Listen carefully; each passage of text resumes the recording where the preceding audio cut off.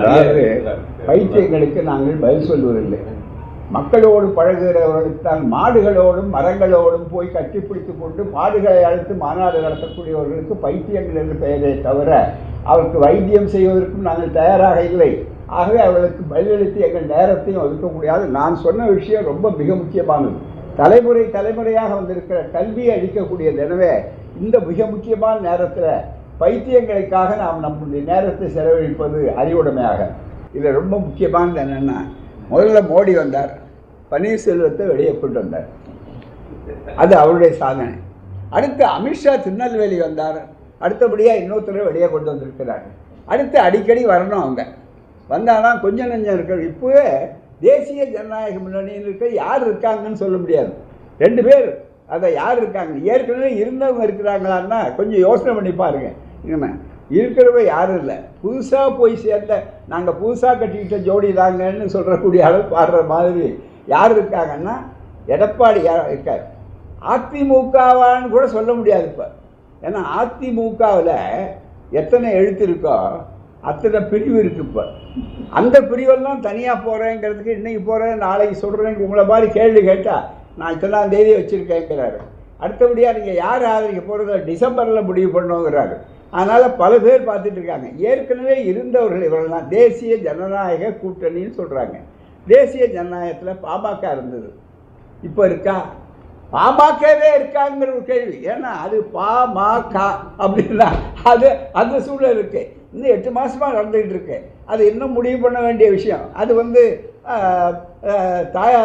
தகப்பன் மகன் சண்டையா அல்லது தத்துவத்தில் சண்டையா அல்லது அதிகார சண்டையாங்கிறது நாங்கள் உள்ளே போக விரும்பலை. அது பாட்டுக்கு நடந்தது. அதனால் அவங்க யாரை ஆதரிக்க போகிறாங்க அப்படிங்கிற பிரச்சனை அங்கே.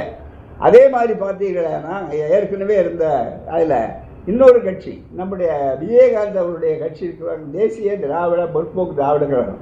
அவங்க முதல்ல என்ன பண்ணுறாங்க, கரெக்டாக டிசம்பரில் சொல்லுவோம், எப்போ எடுப்போம்னு அவர் சொல்கிறாரு. இப்போ நேற்று வெளியே போகிறேன்னு சொன்ன ஒருத்தரும் அவரும் டிசம்பர்லாம் சொல்லுவார். எல்லாம் செப்டம்பர் போய் இந்த டிசம்பருக்கு ரொம்ப முக்கியத்துவம் வந்திருக்கு. ரொம்ப எல்லாம் ஆவலாக டிசம்பரை எதிர்பார்த்துட்ருப்பாங்க.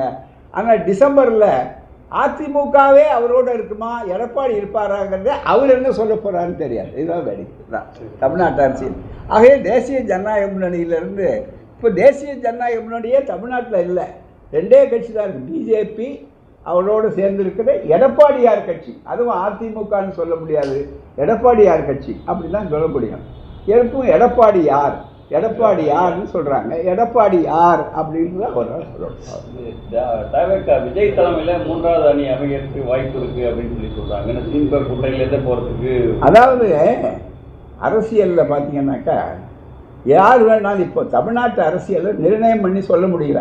ஏன்னா பெரும்பாலும் ஏலம் யார் உச்ச ஏலம் கேட்பாங்க, அது இட பிரச்சனையாக இருந்தாலும் சரி, மற்ற பிரச்சனையாக இருந்தாலும் அது ஏலம், பெரிய ஏலம் எப்போ நடக்குது, ஏலத்தினுடைய தேதி என்ன, அது டிசம்பரா அல்லது நவம்பரா அல்லது வேறு இதை தெரியக்கூடிய அளவில் இல்லை. அதனால் இந்த வேடிக்கையெல்லாம் காட்டலாம். 2வது இன்னொன்று, இந்த வித்தைகள், வேடிக்கை, சினிமா, கூத்து இதெல்லாம் இருக்குது பாருங்கள், ரொம்ப பெருசு அளவு. இதை விட முக்கியமானவங்கள்லாம் நான் எல்லாத்தையும் மாற்றி விடுவேன் அப்படின்னு நினைத்தார்கள். ஆனால் என்ன நடந்ததுன்னு தெரியல.